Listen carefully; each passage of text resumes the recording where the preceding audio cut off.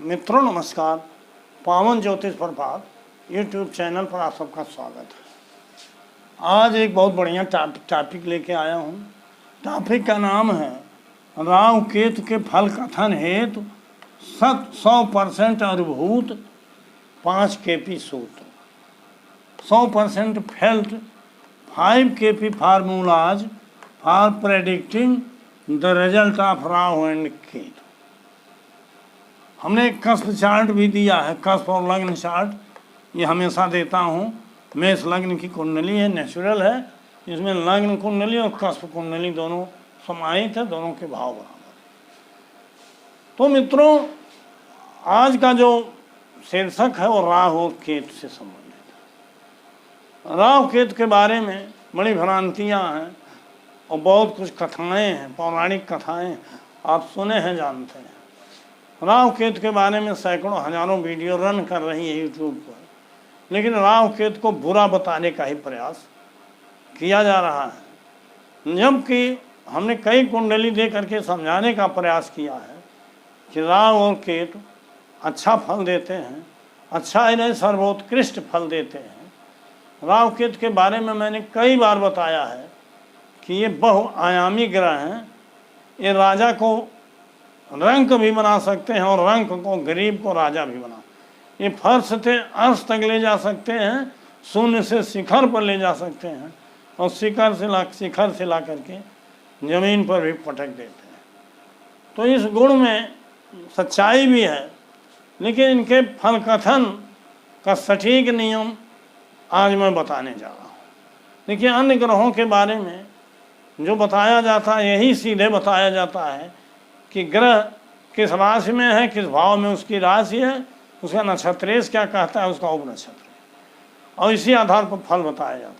लेकिन राहु केतु के साथ ऐसा नहीं है। राहु केतु की पहली बात जान लीजिए कि इनकी स्वयं की कोई राशि नहीं है, एक दूसरे से साथ में रहते हैं, 180 डिग्री पर ही रहते हैं और भी लंबा इतिहास। तो ये जिस घर में बैठते हैं, जिस ग्रह के घर में होते हैं, उसकी एक राशि है।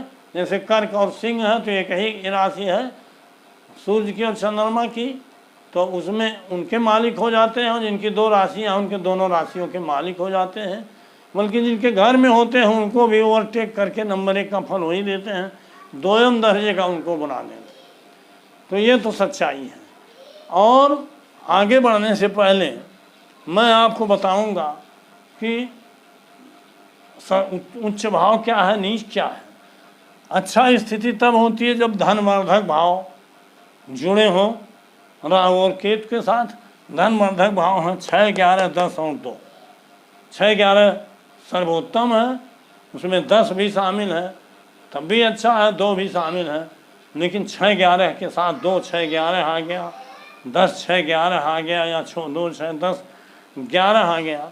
6, 11 आया तो उत्तम है, और उसके बाद मानिए 6, 10 आया, 11, 10 आया, 11, 10, 2 आया, मिश्रित आया तो मध्यम स्थिति होती है, फिर भी अच्छी होती। और स्वास्थ्य वर्धक भाव है 1, 5, 11।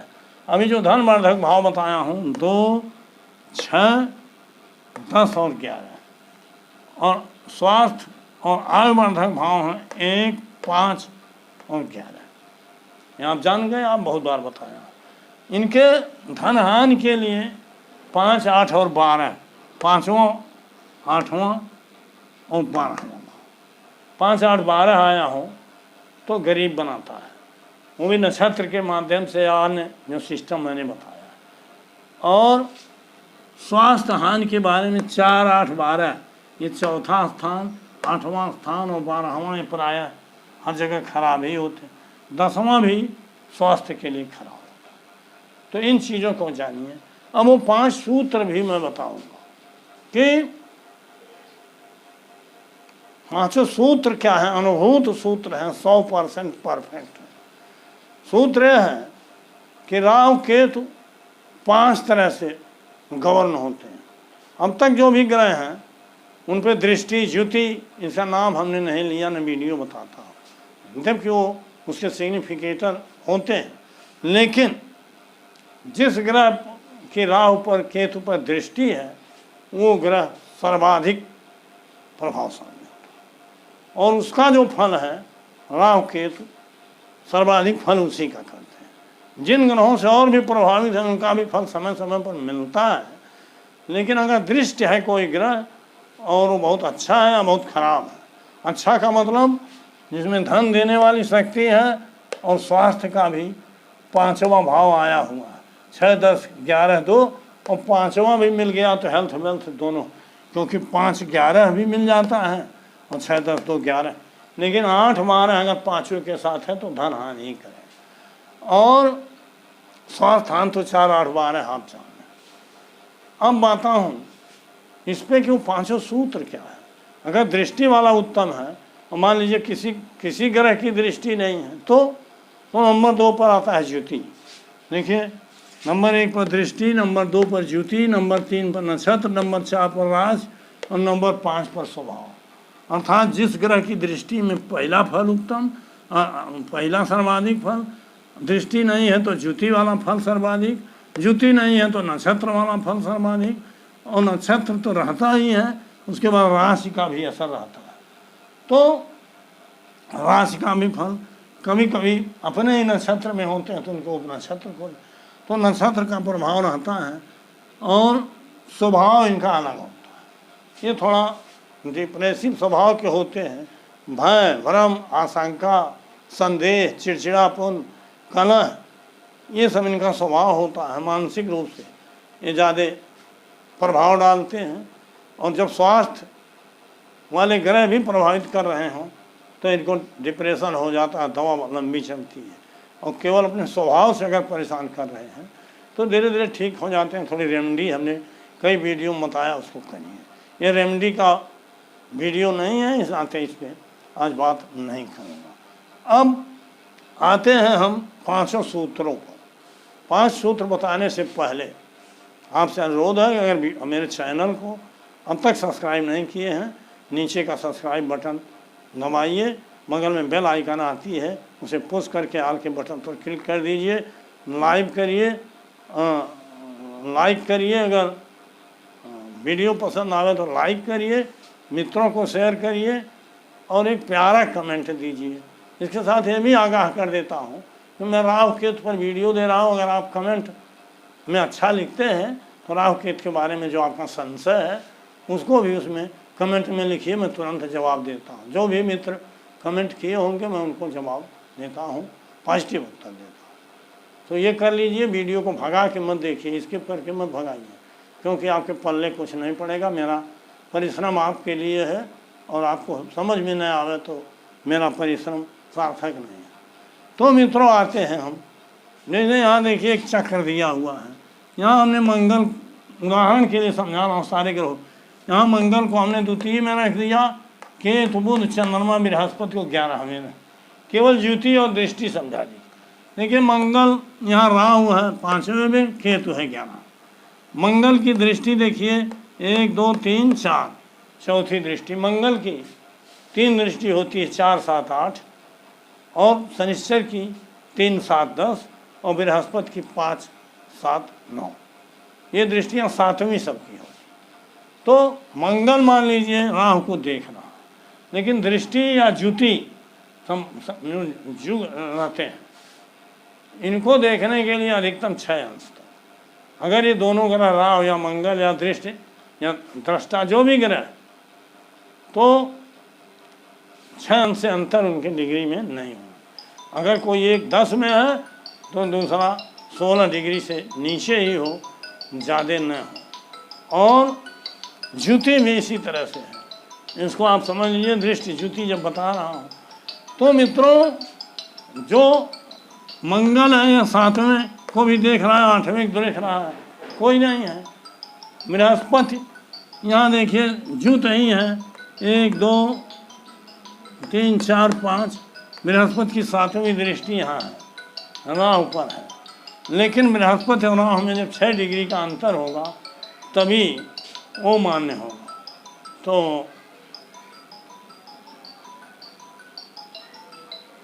और इसी तरह से चंद्रमा है, उसकी 7वीं दृष्टि है, अगर 6 डिग्री के अंदर है तो दृष्टि मान्य होगी। बुध है अगर 6 डिग्री के अंदर है तो मान्य होगी ज्योति में केतु के साथ है और दृष्टि राहु पर भी है, अन्य ग्रह भी है। तो दृष्टि और ज्योति, राहु के साथ जो ज्योत होगा उसकी दृष्टि केतु पर होगी, केतु के साथ जो ज्योत है उसकी दृष्टि साथ राहु पर होगी। लेकिन चौथी, पाँचवीं, नौवीं और तीसरी ये दृष्टि दोनों पर नहीं पड़ सकती, एक ही पर पड़ती।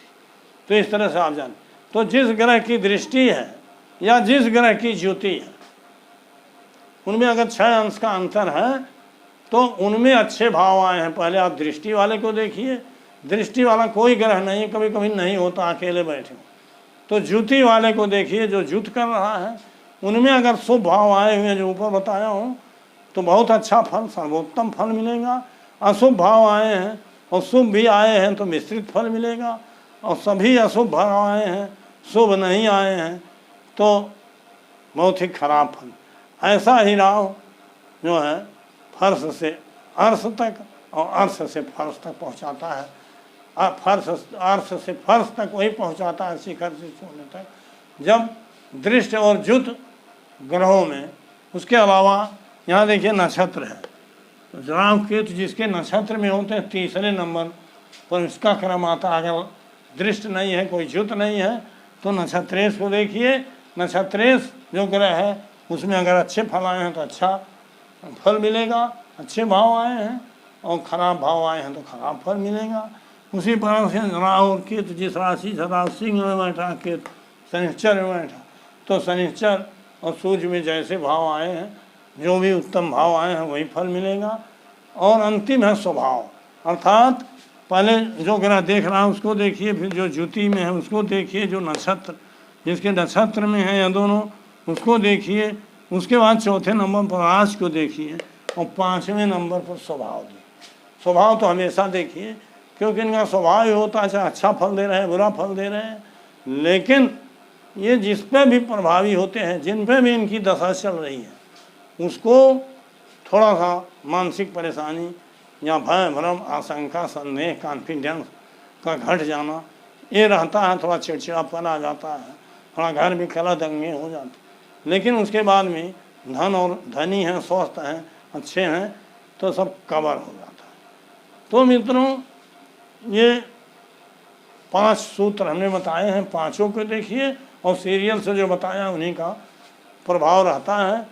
जो हमने बताया था गृह मंत्री अमित शाह जी के बारे में और मुकेश अंबानी जी कुंडली में, इन पर अमित शाह जी पर तो अभी साल भर पहले 18 वर्षों तक राहु की दशा रही, और अंबानी जी पर अभी 4-5 साल पहले 18 वर्षों तक राहु की दशा रही, और दोनों ने सर्वोच्च ऊंचाइयों पर उनको पहुंचाया।